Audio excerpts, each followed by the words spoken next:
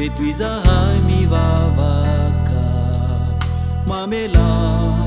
ifahotana iatrizay zayo mitalao amina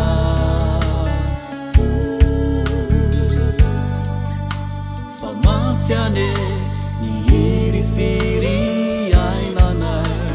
fantatray fanony ady sona maro vitanay reto izahay mivavaka mamela ifahotana iatrizay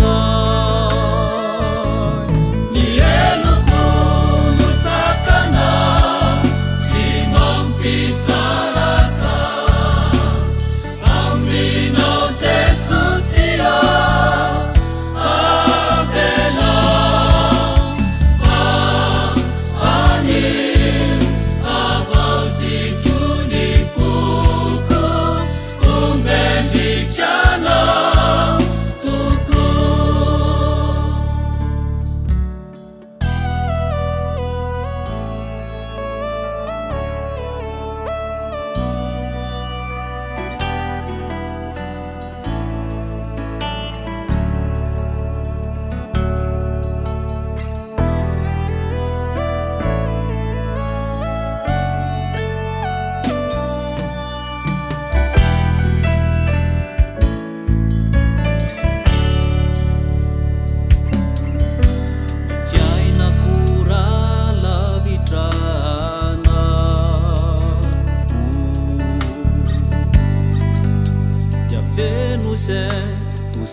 tusitumani la vizao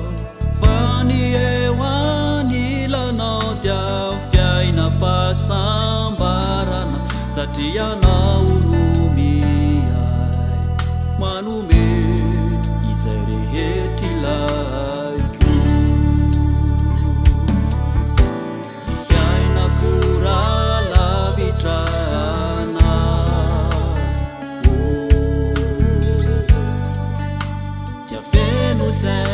tusitumani la vizao